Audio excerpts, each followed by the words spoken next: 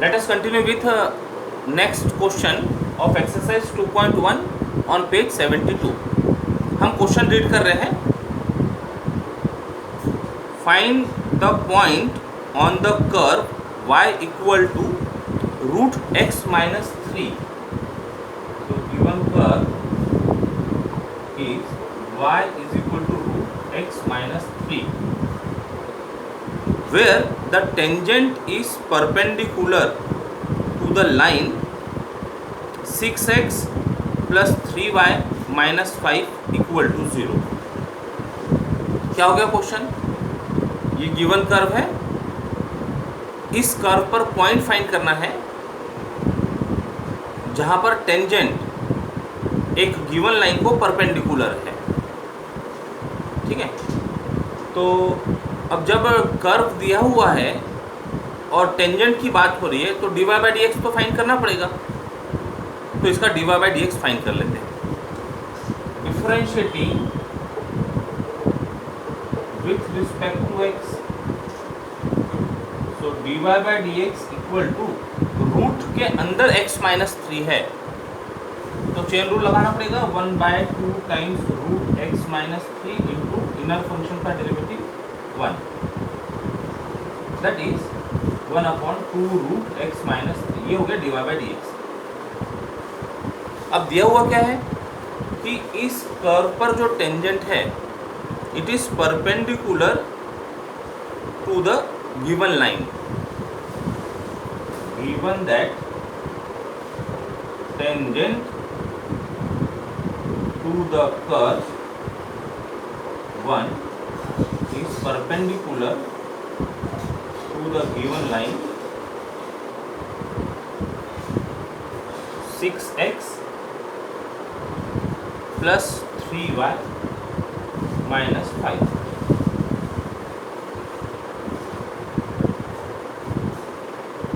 अब ये जो टेंजेंट की बात हो रही है यानी इसका dy बाई डी एक्स ये स्लोप ऑफ टेंजेंट रिप्रेजेंट करेगा. इस लाइन का स्लोप क्या होगा ये पहले पता कर लेते हैं. पिक्चर भी इसका ड्रॉ करने की कोशिश करते हैं.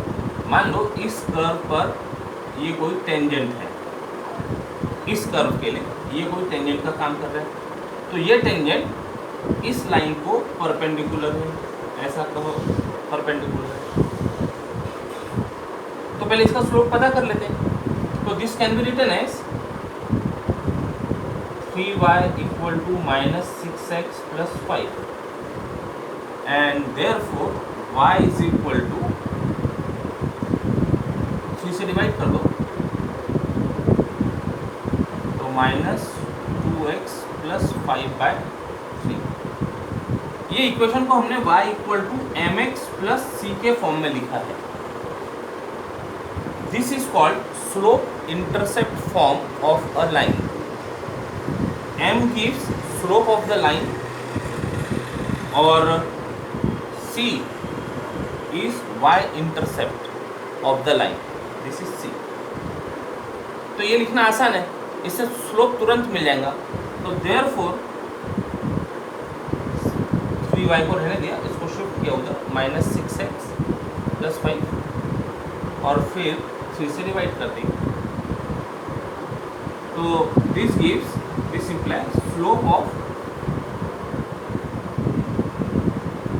dy बाई डी एक्स को नंबर 2 दिया, लाइन को नंबर 3 दिया. This implies slope of given line 3 is minus 2. Okay.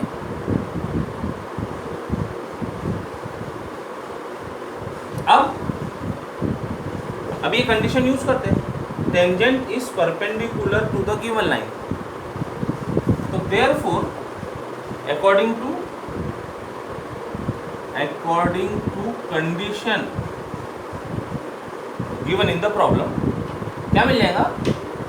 ये स्लोप और इस कर्व पर जो टेंजेंट मिल रहा है उसका स्लोप, उन दोनों का प्रोडक्ट, ये परपेंडिकुलर है ना,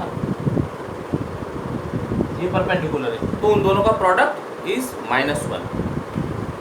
तो dy by d x into -2 is equal to -1। एक चीज और रिप्रेजेंट कर सकते हैं, this divide by dx is slope of tangent to the curve 1 at general point x। वो हमको फाइंड करना है कौन सा पॉइंट है। चलो रखो यहाँ पर dy बाई dx की वैल्यू रख देते, 1/2 times under root x minus 3 into -2 equal to -2।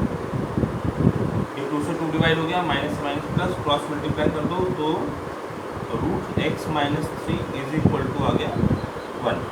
2 से 2 डिवाइड हो गया, -1 से -1 डिवाइड हो गया, क्रॉस मल्टीप्लाई कर दिया, root x minus 3 is equal to 1।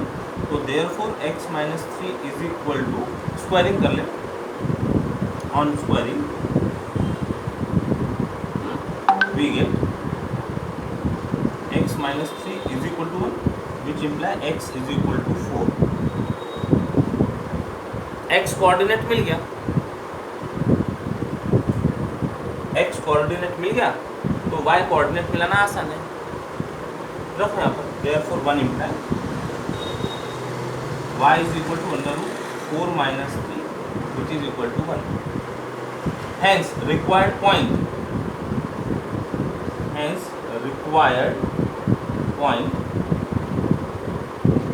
is 4, 1 answer. एक बार फिर से समझ लेते हैं।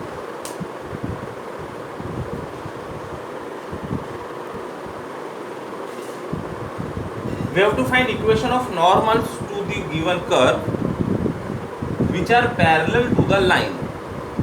अभी इसके पहले हमने प्रॉब्लम सॉल्व किया था tangent perpendicular to given line, और पॉइंट कौन से वो फाइंड करना था।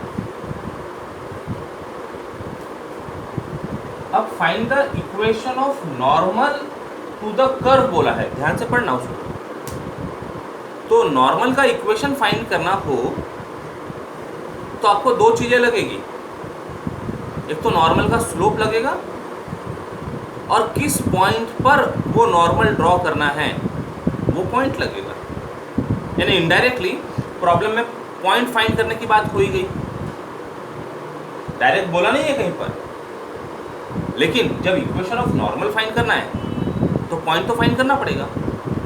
यानी जो लास्ट प्रॉब्लम हमने सॉल्व किया उसका भी पार्ट आ गया और साथ साथ में इक्वेशन ऑफ नॉर्मल फाइंड करने की जो कल हम बात कर रहे थे।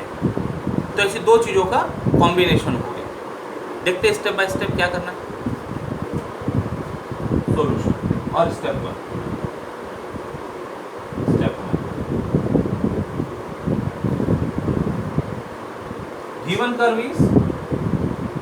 given curve is 3x square minus y square equal to 8।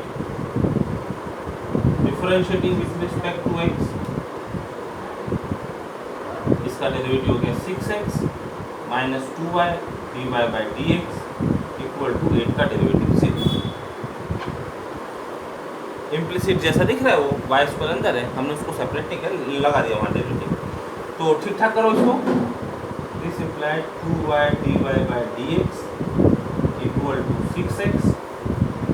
तो therefore dy by dx equal to 3x by y number 2। ठीक है, डिवाइड कर दी, यहाँ तक के सब ठीक। This gives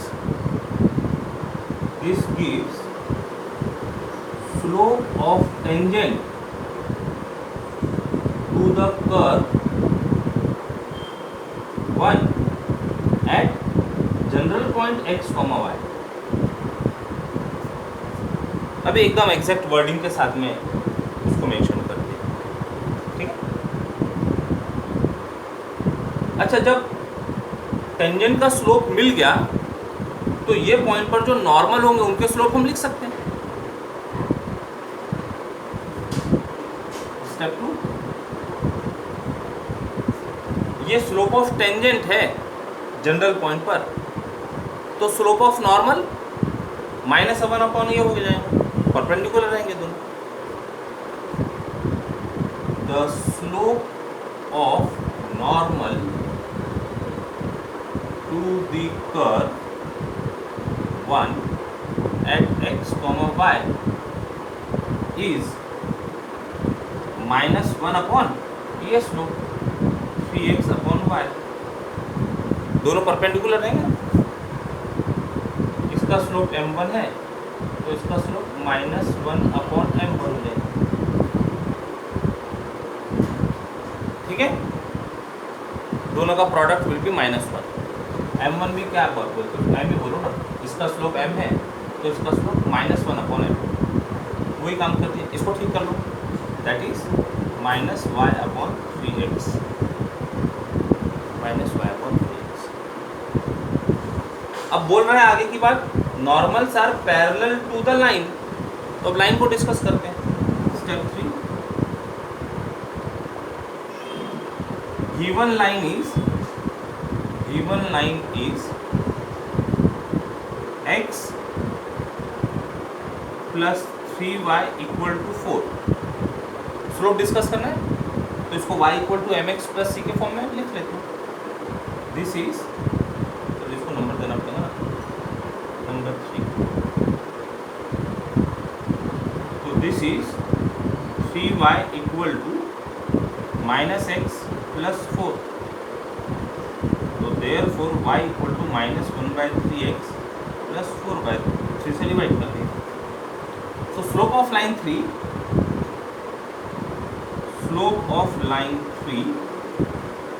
is -1/3।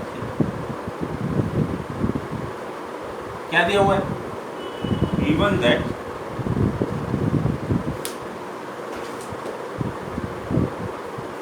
normal to the curve 1 are parallel to the line 3। Normals to the curve are parallel to the line। तो इसका मतलब लाइन का स्लोप और नॉर्मल का स्लोप ये दोनों इक्वल होते हैं, पैरेलल की बात हो रही है। तो देयरफॉर स्लोप ऑफ नॉर्मल, इतना क्यों लिखते हैं, लिख दो ना, समझ में आती है इतनी बातें। Therefore -y/3x is equal to -1/3। Slope of normal is equal to slope of line. इसको ठीक करो, -1/3 दोनों जगह से गया तो y इक्वल टू x मिल गया। y इक्वल टू x मिला तो अब x क्या है या y क्या है ये पर्टिकुलरली फाइंड करना पड़ेगा। तो उसके लिए इक्वेशन की हेल्प ले लेते हैं। y इक्वल टू x को पुट करो इक्वेशन, इसको नेक्स्ट स्टेप में काम करते हैं। अभी हमने केवल लाइन की बात की और लाइन की बात करके लाइन का स्लोप आ गया, दोनों पैरेलल है तो कंडीशन आ गई। अब एग्जैक्ट पॉइंट क्या होगा ये देखते हैं, नंबर 4। नेक्स्ट स्टेप में बात करते हैं उसकी।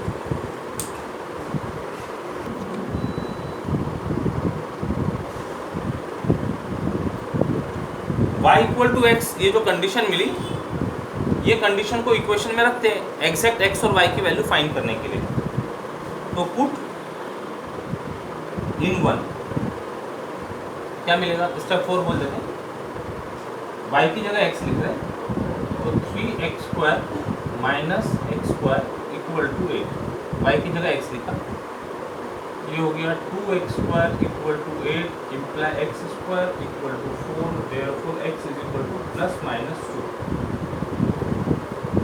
x की वैल्यू 2 आ गई तो देयरफॉर इसमें रखो x की वैल्यू 4 इम्प्लाई y की value +-, y equal to x है तो +-। तो पॉइंट्स कितने हो जाएंगे, x y कितने पॉइंट्स हो जाएंगे, देखो अब ये कर्व का काम हो गया है, अब ये हटा देते हैं। तो therefore the points on the curve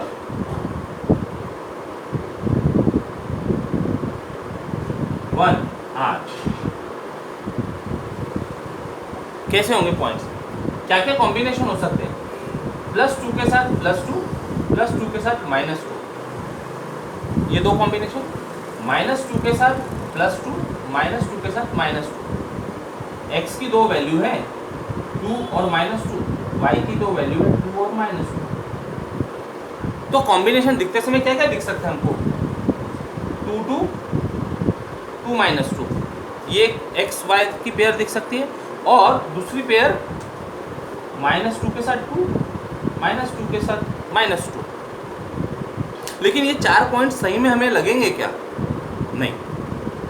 problem में कहीं तो भी कंडीशन है x और y पर, वो x और y से वो x और y की कंडीशन फुलफिल होने वाले ही हमें पॉइंट्स लेने पड़ेंगे।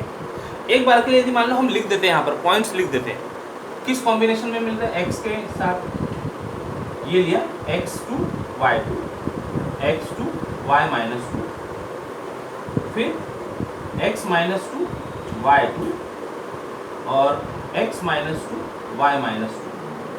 ऐसे 4 पॉसिबिलिटीज दिख रही है, लेकिन एग्जैक्टली पॉइंट कौन से होंगे जो प्रॉब्लम में कहीं कुछ कंडीशन है x और y की वो सेटिस्फाई करते दिखनी चाहिए, वो कंडीशन है नंबर 4, x और y इक्वल है।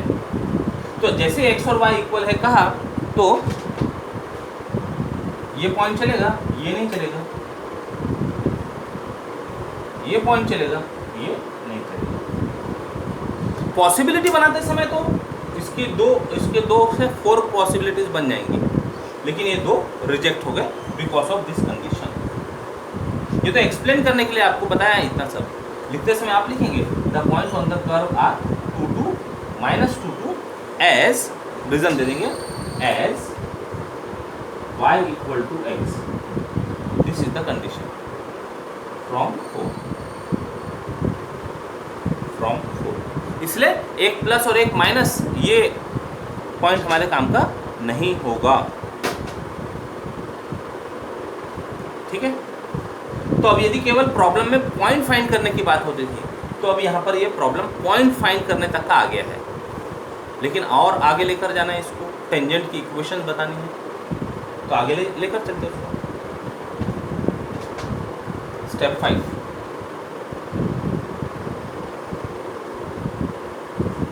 now equation of tangent, normal equation of normal to the curve 1 at 2, 2, पहली इक्वेशन एक पॉइंट पर और दूसरी इक्वेशन मिलेगी -2, -2 पर, इज y - y1, रख दो y - y1 is equal to slope of normal into x - x1. What is slope of normal? Slope of normal is y upon -3x. This is equal to -y upon 3x. ये तो general slope था, x y पर था ये। तो जब हमारे पास point 2 2 की बात कर रहे हो, तो ये पॉइंट के कोऑर्डिनेट रखने पड़ेंगे। ये जनरल पॉइंट पर स्लोप था, तो बाकी की चीज़ें रखो ऐसे, which is equal to -2 upon 3 into 2x -2. Notice, जो भी पॉइंट पर हम बात करेंगे वो पॉइंट के कोऑर्डिनेट्स रखे जाएंगे यहाँ पर, ठीक है। ठीक करो इसको, सिंप्लीफाई कर लेते हैं।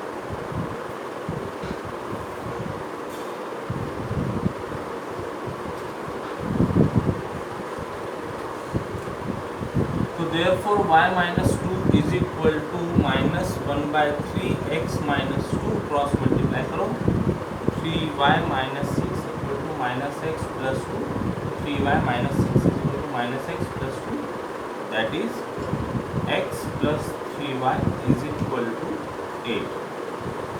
ये आया आंसर। एक इक्वेशन मिली टेंजेंट की, और है, एक और है ऑल्सो इक्वेशन ऑफ नॉर्मल हो रहे normal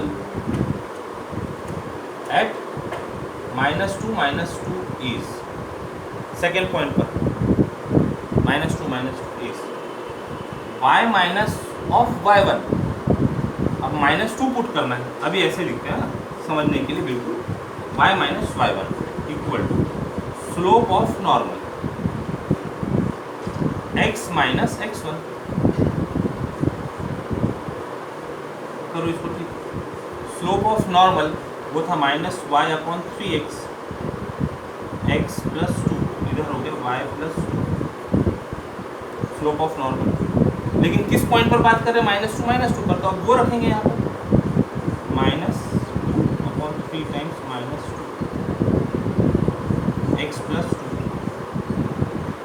which is equal two plus हो गया ये -1/3 x प्लस 2 y प्लस 2।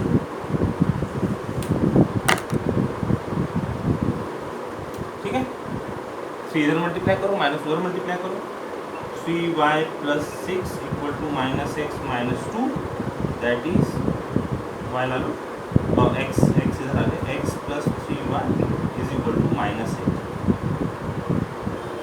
ये हो गया equation.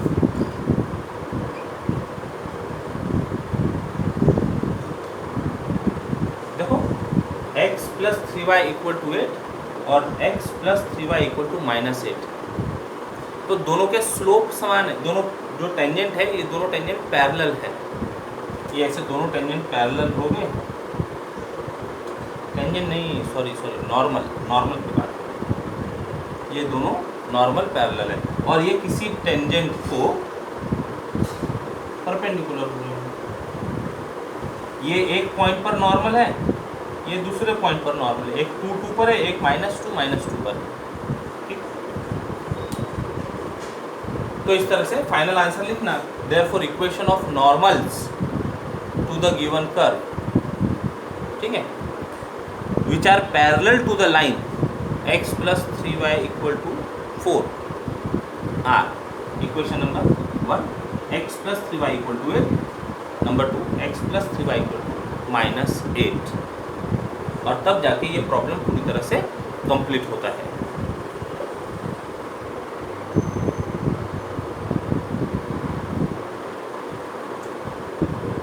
So we are given that line y equal to 4x minus 5 touches the curve y square equal to ax cube plus b at point 2, 3. We have to find values of a and b.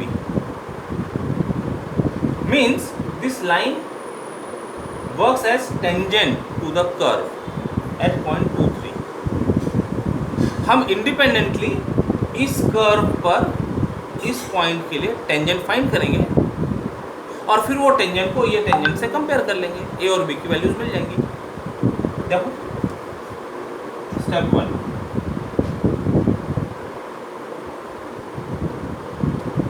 Given curve is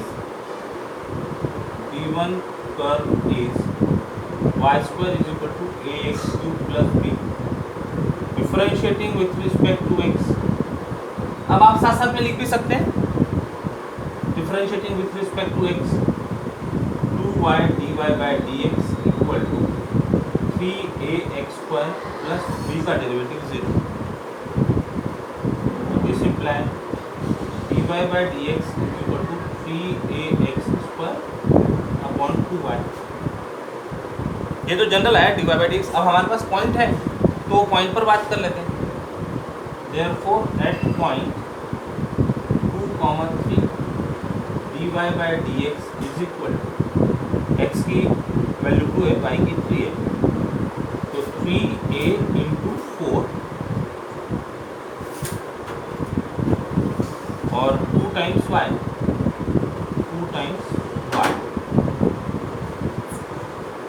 3ax square upon 2y। सीधे 3 divide हो गया, ये आ गया 2a। Number 2,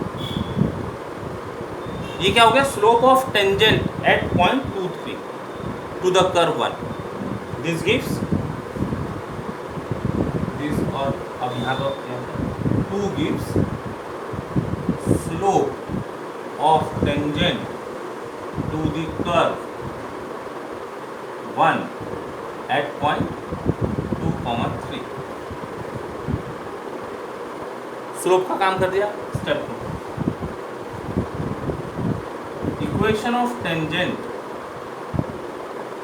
to the curve 1। इसमें लिखने का काम ज़्यादा होता है ये सब। Equation of tangent to the curve 1 at point 2,3 is y minus y1 is equal to slope of tangent x minus x1 imply y minus 3 slope of tangent ये हम मिला है 2a x minus 2 ठीक करो। कहाँ से आया स्लोप ऑफ टेंजेंट बाय 2। तो this imply y minus 3 is equal to 2ax minus 4a। अब इसको सबको उस पैटर्न में लिख लेना, उस इक्वेशन के पैटर्न में लिख लेना। तो that is y equal to 2ax, ये उधर गया, प्लस 3 माइनस 4a। नंबर 3 ये होगी टेंजेंट, इक्वेशन ऑफ टेंजेंट। अब step 3, we are given that the line y equal to 4x minus 5 touches the curve 1 at point 2,3। अब हमने पढ़ा था टेंजेंट यदि होना है किसी एक पॉइंट पर तो वो यूनिक होगी, एक से ज़्यादा टेंजेंट नहीं हो सकती। अब ये पॉइंट 2,3 पर बात हो रही है, एक कर्व पर बात हो रही है, तो कर्व है और कर्व के एक पॉइंट पर टेंजेंट है। अब हमने टेंजेंट फाइंड की, वो तो इस तरह से दिख रही है, और उसने दिया हमको y equal to 4x minus 5। तो वो जो दोनों टेंजेंट है वो तो ऐसी कोई अलग अलग तो नहीं हो सकती, वो दोनों टेंजेंट सेम होगी, बिकॉज टेंजेंट इफ एग्जिस्ट और slope of tangent dy by dx if exist it will be unique. तो ये टेंजेंट और जो हमने फाइंड किया टेंजेंट वो दोनों सेम होनी चाहिए। We are given that line touches the curve, hence it must be same as tangent 3. It must be same as tangent 3. So comparing coefficients, therefore comparing like terms बोल दो ना, like terms we get like terms compare करना मतलब क्या, x का y का coefficient 1 वो तो सब ठीक है, x के कोएफिशिएंट 2a इक्वल टू 4 और कांस्टेंट था, तो वी गेट, उधर लिख लेते हैं, उसको रब कर देते हैं, प्रॉब्लम पार्ट रब कर देते हैं।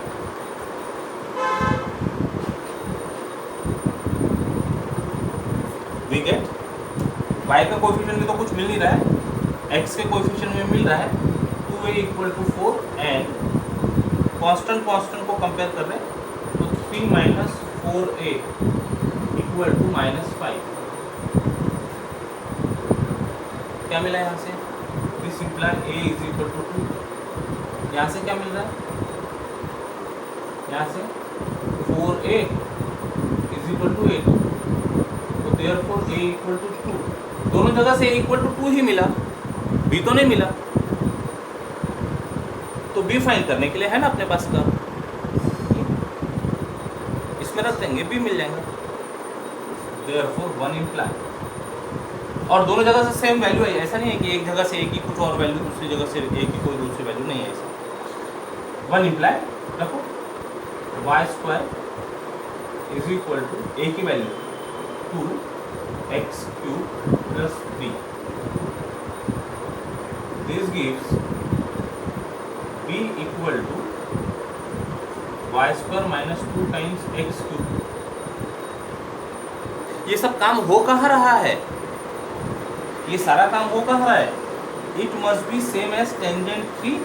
इसको है ना, और एक चीज लिख देना है, एट पॉइंट 2, टेंजेंट एट 2, तो ये सब काम हो कहाँ रहा है, पॉइंट 2, 3 पर। तो therefore at 2, 3 b is equal to, रखो x और y की वैल्यू रखो,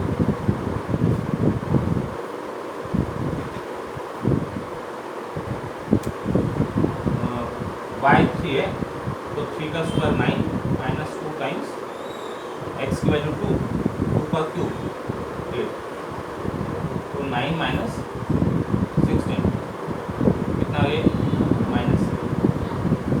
तो therefore a is equal to, कैसा बोला था, a एंड b बोला था, हाँ, a is equal to 2 and b is equal to -7। अब यदि वो पॉइंट के फॉर्म में पूछा होता था, यहाँ पर हम लिखते हैं note a, b is equivalent to -7, ऐसा लिखा जाता था। ठीक है,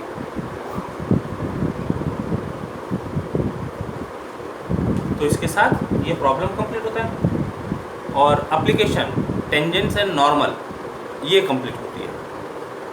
नेक्स्ट क्लास में हम नेक्स्ट एप्लीकेशन पढ़ेंगे रेट मेजर्स। तब तक के लिए बाय बाय, जय गणित।